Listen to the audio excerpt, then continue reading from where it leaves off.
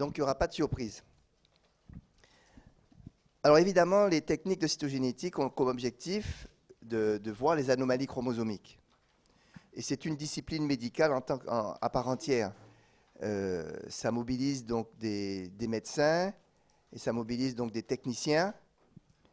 Et nous allons voir un peu quel est leur travail et mais quelle méthode ils utilisent donc justement pour pouvoir répondre aux questions des cliniciens. Et quels cliniciens? Les cliniciens avec qui nous travaillons sont d'abord les généticiens médicaux qui voient en général des enfants en consultation, rarement des adultes, mais des enfants souvent qui sont mal formés. Alors ça peut être à la naissance, dès la réanimation néonatale ou bien en pédiatrie générale, on appelle un généticien parce qu'un enfant est mal formé. Ou ça peut être un enfant qui est mal formé avec un retard mental, c'est souvent ça. On ne dit plus retard mental, on dit déficience intellectuelle. Ça peut être aussi un enfant ou un adulte avec une pathologie psychiatrique, quelle que soit la pathologie psychiatrique, ou une pathologie neurologique, du genre une épilepsie, par exemple. Quoi d'autre? Ça, c'est pour les maladies dites constitutionnelles. Alors, justement, je fais un petit point. Vous avez des maladies constitutionnelles, c'est-à-dire des maladies qui existent dès la constitution même, c'est-à-dire dans le zygote, il y a l'anomalie génétique. Donc, on parle d'anomalie constitutionnelle. Mais on peut rencontrer également des anomalies chromosomiques dans des pathologies dites acquises. Alors, la pathologie acquise, c'est, à la différence de la pathologie constitutionnelle, c'est une pathologie qui n'existe pas lors de la conception véritablement, mais qui s'exprime parce qu'il y a eu des atteintes génétiques dans des cellules somatiques et non pas dans des gamètes. Et évidemment, la maladie la plus évidente, celle que l'on connaît évidemment le mieux, ce sont les cancers. Les cancers sont des maladies dont l'origine est une atteinte du génome. Donc, nous pouvons également être confrontés dans le service cytogénétique aux cancérologues, qu'ils soient du cancer solide ou des hémopathies malignes. Et puis, en fait, aussi, on peut être en rapport avec les obstétriciens parce que aujourd'hui, la médecine fœtale a beaucoup progressé. Les techniques de visualisation par échographie, par IRM ont énormément progressé. Il y a donc toute une médecine qui est née, qui est la médecine fœtale. Et donc, on voit les malformations. On voit les malformations, il y a des critères, c'est vrai, comme je vous dis, c'est vraiment une médecine tout à fait à part entière. Et on est capable de dire qu'il y a peut-être une anomalie chez un enfant qui est dans le ventre de sa mère. Et à ce moment-là, il y a des prélèvements qui sont faits, je vais vous en montrer, et on nous envoie ces prélèvements et on fait des analyses chromosomiques à partir donc de tissus, entre guillemets, de cellules fœtales. Et la conclusion de ça, la conclusion de tous ces examens sont, pour ce qui est des maladies constitutionnelles, post-naissance, post-natale, eh bien là, on ne va pas guérir l'enfant, bien sûr, mais on va faire ce qu'on appelle un conseil génétique, c'est-à-dire qu'on pourra conseiller la famille et prendre un certain nombre de dispositions pour les grossesses qui viennent. Concernant maintenant le constitutionnel prénatal, c'est une aide à la prise de décision d'interruption ou non de grossesse. Et concernant les cancers, un diagnostic d'anomalie cytogénétique, en général, s'accompagne, en tout cas fait partie du diagnostic précis du cancer et est important pour le traitement du cancer. Ça, c'est en médecine quotidienne. Maintenant, lorsque on a des anomalies cytogénétiques, Mais ça, ce n'est pas l'objet de ce cours, de ce module au stade de deuxième année de médecine. Ça a beaucoup permis de développer la recherche, puisqu'on a pu avoir des gènes liés à des anomalies du développement, des gènes liés à des dysfonctionnements cérébraux, des gènes liés au cancer. Et par exemple, l'une des découvertes spectaculaires concerne le cancer, puisque aujourd'hui, l'un des cancers les plus communs dans les hémopathies malignes, la leucémie myéloïde chronique, on connaît les gènes remaniés, et on a été capable de construire de mettre au point des traitements ciblés grâce justement à des découvertes cytogénétiques. Donc, la génétique de façon générale a beaucoup progressé lorsqu'on a été capable de bien analyser les chromosomes. Et la question technique est quelque chose d'important. Si vous ne maîtrisez pas la technique, si vous ne développez pas les techniques, eh bien la science dans laquelle vous êtes ne se développe pas et l'application à la médecine, évidemment, ne se développe pas. Donc les techniques, des fois, c'est chiant, mais c'est déterminant. Sans le développement technologique, eh bien, il n'y a pas de développement médical, et ça à tous les étages de la médecine. Alors,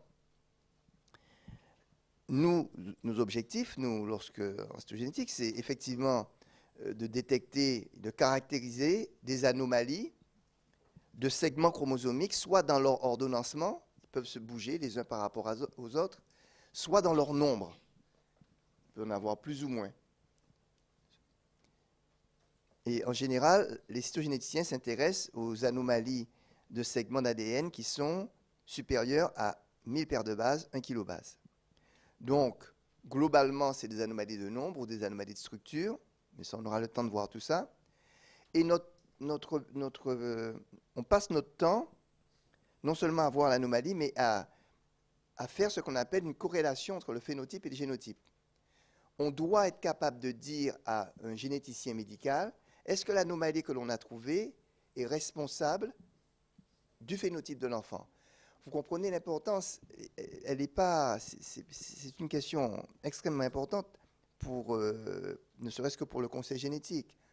Parce que si l'anomalie est pathogène à la prochaine grossesse, si c'est hérité, si ça vient des parents, eh bien, ça va conduire à une interruption de grossesse.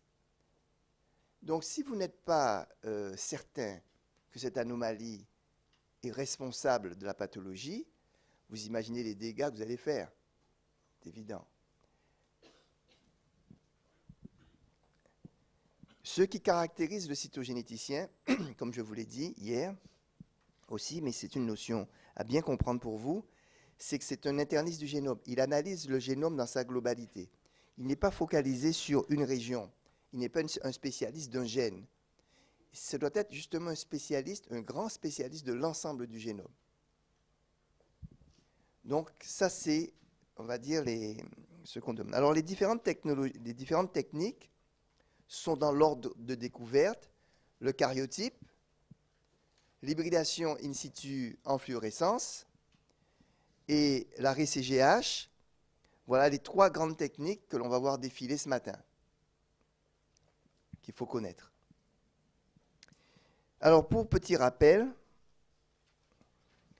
évidemment, ça c'est surtout pour le karyotype, le tout début de l'ère cytogénétique, c'était de voir des chromosomes d'un individu. Et les chromosomes humains ne peuvent être visibles que si les cellules sont en division, évidemment. Donc il faut avoir des cellules en division, base.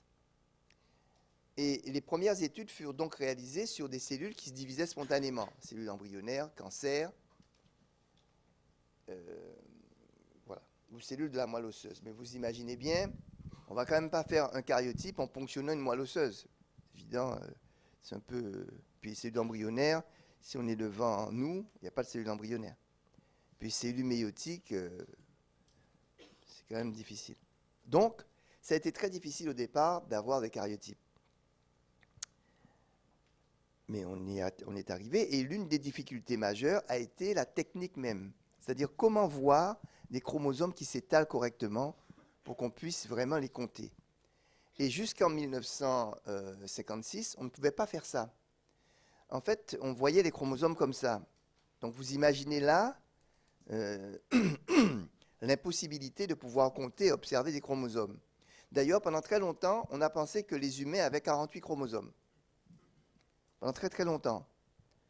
Jusqu'au jour où, dans un laboratoire, où on cultivait des fibroblastes, un chercheur ou un technicien, un ingénieur, je ne sais pas quelle était sa fonction, a fait une erreur. C'est que d'habitude, on cultivait les cellules dans du sérum pour essayer de les faire pousser. Et cette personne, au lieu de mettre du sérum, a mis de l'eau. Et bon, elle a mis de l'eau. Puis elle est revenue. Je ne sais même pas si elle était consciente qu'elle avait mis de l'eau, mais je ne connais pas bien l'histoire. Peut-être qu'elle est racontée, mais je ne l'ai pas lu dans ses détails. Et lorsqu'elle a étalé les chromosomes, eh bien, au lieu de voir des chromosomes comme ça, elle a vu des chromosomes comme ça. Pourquoi? Comment elle a raisonné? C'est ce qui est intéressant, le fait de faire des erreurs. Bon, c'est une expérience d'ailleurs, une erreur. Elle a dit, eh bien, en fait, en mettant de l'eau, j'ai mis les cellules dans un milieu hypoosmotique. Ça a donc fragilisé les cellules. En tout cas, ça a fragilisé la membrane des cellules. Et de ce fait, lorsque j'ai étalé de façon, comme d'habitude, mes préparations chromosomiques, eh bien, en fait, dans la mesure où il n'y avait plus les membranes, les chromosomes ont pu plus facilement s'étaler. D'où un élément fondamental lorsqu'aujourd'hui on fait un karyotype, c'est ce qu'on appelle le choc osmotique. Il faut fragiliser les cellules, les membranes cellulaires, pas la membrane nucléaire, parce que lorsqu'il y a une mitose et qu'il y a des chromosomes, il n'y a plus de membrane nucléaire, par principe. Mais la membrane plasmique, pour vraiment que le cytoplasme, tout ça puisse disparaître et que les chromosomes puissent s'étaler. Et évidemment, lorsqu'il n'en croyait pas ses yeux, il a analysé, il a dit, tiens, il a vu que c'était en fait le choc osmotique. Donc ils ont mis au point en mettant un choc osmotique avant de faire leur technique d'étalement. Et évidemment, ce qu'ils font à ce moment-là, ce qu'ils ont fait, c'est que ce qu'ils faisaient depuis longtemps, c'est que pour voir les chromosomes, parce qu'on ne les voit pas comme ça, hein, ils sont pas comme ça, on met un colorant de l'ADN. Et ce colorant de l'ADN donc, va colorer en fait tout ce qui est ADN, donc on voit les chromosomes. Et ce colorant de l'ADN s'appelle du GEMSA. Donc, avec ça, tout le monde est capable de compter les chromosomes. Et c'est à ce moment-là, et seulement à ce moment-là, qu'on a pu voir que le karyotype humain, que le nombre de chromosomes était de 46 dans l'espèce humaine. Et chez les autres espèces, on a vu évidemment que, eh bien, il était spécifique, le nombre de chromosomes haploïdes, donc l'haploïdie chez l'homme, c'est 23 chromosomes, était spécifique en fait de chaque espèce. Vous comprenez évidemment que lorsqu'on voit ça, quelle est la première anomalie chromosomique que l'on peut voir à l'évidence? C'est les anomalies de nombre. Parce qu'en comptant, on peut compter, donc on voit les anomalies de nombre. Mais des petites anomalies de structure, vous ne pouvez pas voir, bien évidemment. Donc, pour résumer, ensuite, les choses ont progressé, on ne va pas refaire l'histoire. Aujourd'hui, ce qu'on fait, c'est qu'on a des mitogènes, on est capable de faire multiplier, par exemple, des cellules sanguines, des lymphocytes T. Eh bien, on les fait, on met un mitogène, elles se multiplient. Et puis ensuite, pour avoir un nombre important en fait, de mitoses, on va bloquer les cellules qui sont en mitose. On met de la colchicine, qui est un poison de fuseau mitotique. Ça détruit les microtubules. Donc les cellules ne peuvent plus continuer plus loin, donc celles qui sont en mitose restent en mitose. Donc les chromosomes sont en mitose. Et ensuite, on a des techniques pour recueillir les métaphases. Je vais y arriver. Donc, quels sont les principaux tissus que l'on étudie? Eh bien, on étudie, lorsqu'on s'intéresse aux malformations, retard mental, donc en postnatal, le tissu de base, c'est le sang. On fait une prise de sang et on a des techniques que l'on verra tout à l'heure pour pouvoir stimuler les lymphocytes, puisqu'on sait comment stimuler les lymphocytes T. On peut, certaines fois, cultiver des fibroblastes. En prénatal, on peut prélever des villosités choriales, on peut prélever du liquide amniotique, et là on a les cellules donc, qui se trouvent dans le liquide amniotique, mais aussi on peut, c'est rare, mais on peut, guidé par l'échographie, piquer l'artère ombilicale et avoir du sang venant donc directement du fœtus. En hématologie, c'est de la moelle osseuse. Lorsqu'il y a une leucémie, il faut aller dans la moelle, donc on fait des ponctions de moelle, ce qui permet de faire le myelogramme, bien sûr, mais aussi de faire des cariotypes.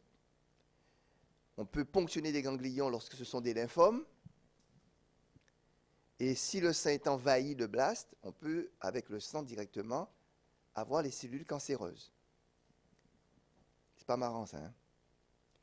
Puis évidemment, lorsqu'il s'agit d'une tumeur solide, je n'aurais pas dû mettre tumorale, j'aurais dû mettre tumeur solide, eh bien, ça peut être des épanchements liquidiens lorsqu'il y a un envahissement. Vous avez une pleurésie, une ascite, il y a des cellules cancéreuses, du liquide céphalorachidien également, mais il y a également la tumeur. Bon. Donc, voilà, on peut faire des cariotypes à partir de cellules de différents tissus dès que les cellules se multiplient. Alors, la myosynthèse, rapidement, il s'agit de prélever donc du liquide amniotique.